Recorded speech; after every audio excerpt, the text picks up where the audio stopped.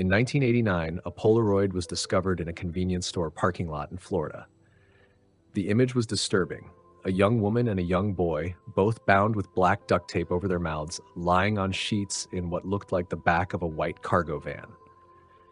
The woman in the photo stared fearfully at the camera, her leg showing a faint scar. It was a chilling mystery. But to a woman named Patty Dole, it was her missing daughter, Tara Calico. That Polaroid remains one of the most haunting pieces of evidence in an unsolved disappearance that began the year before in a quiet town far from Florida. Rewind to 1988. Belen, New Mexico, was a small community where people knew their neighbors and where routine felt safe. Tara Calico, a 19-year-old sophomore at the University of New Mexico, she lived at home with her mother Patty and had a passion for cycling. Her favorite route was a 36-mile loop along Highway 47, a ride she had done many times before. On the morning of September 20th, 1988, Tara planned to start her day with that familiar ride. She took her mother's pink Huffy bike, popped a Boston cassette into her Sony Walkman, and set off. Before she left, she made a joking remark to her mother, "If I'm not back by noon, come look for me." It was meant lightly, but those words would soon take on an eerie weight. Around 9:30 a.m., Tara was seen riding south along Highway 47. Witnesses later reported a light-colored pickup truck following close behind her. It seemed unusual, but nothing was done at the time. Tara never returned home. When noon passed, Patty grew anxious. Remembering her daughter's words, Patty drove along the cycling route. She searched once, then twice, growing more frantic with every pass.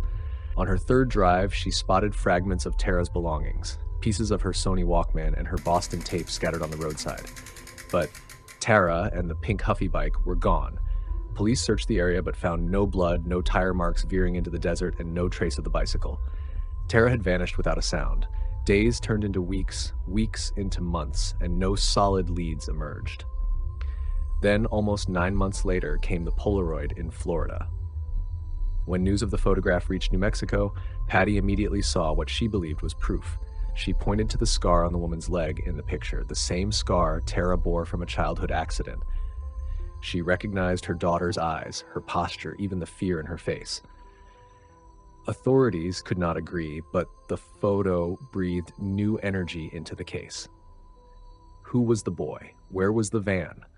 Could this picture have been staged, or was it a snapshot of a crime in progress? Over the decades, theories have multiplied. One suggests that Tara was struck accidentally by the pickup truck tailing her, and in a panic, those involved hid her body. In 1998, Tara Calico was declared legally dead, a decade after she vanished. Yet the mystery endures. Was she the woman in that Polaroid? Was her fate sealed on Highway 47, or did it stretch far beyond New Mexico into a hidden nightmare? For her family, who fought tirelessly for answers until their passing, the silence from that desert road remains deafening.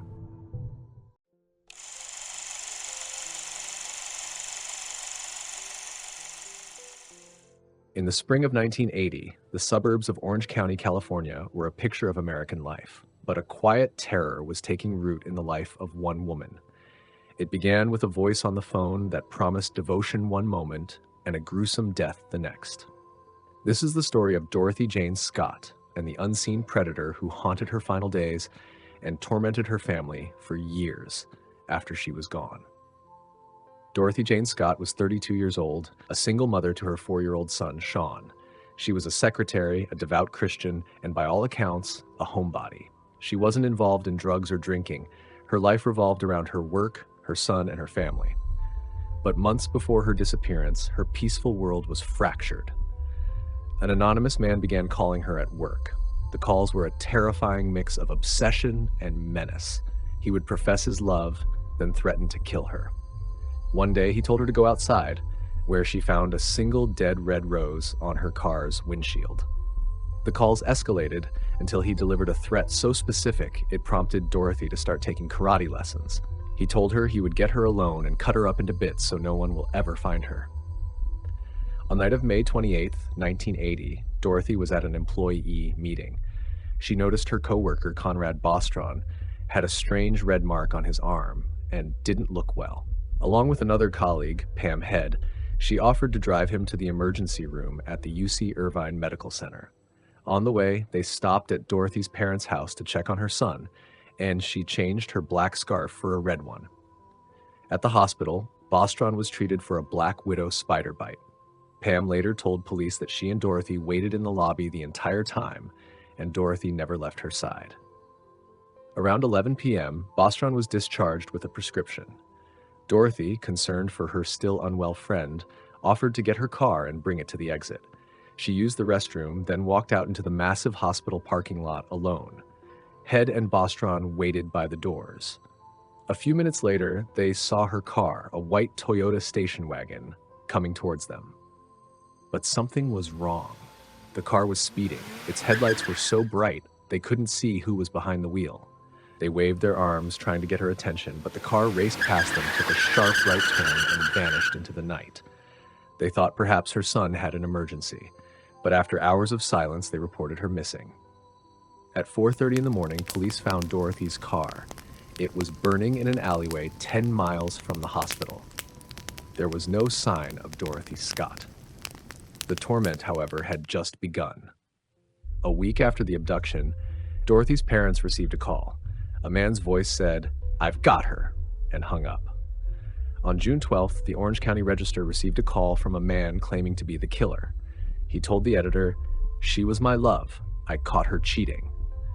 Crucially, he mentioned two details that had not been released to the public. He knew Conrad Bostron had a spider bite, and he knew Dorothy was wearing a red scarf that night.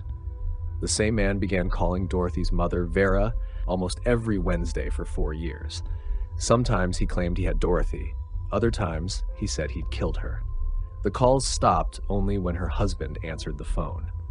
Then in August 1984, 4 years after the abduction, partial human remains were found at a remote construction site. Dental records confirmed the remains belonged to Dorothy Jane Scott. A turquoise ring and her watch were found with them. The watch had stopped at 12:30 a.m. on May 29th, about an hour after her car was last seen speeding from the hospital. After her remains were identified, the cruel phone calls to her family began again. No arrests have ever been made. The identity of the man on the phone, the stalker, the killer, the tormentor, remains one of the most chilling mysteries in Orange County history. Who was he? Was he a coworker, a spurned admirer, or a complete stranger who developed a deadly obsession? We may never know.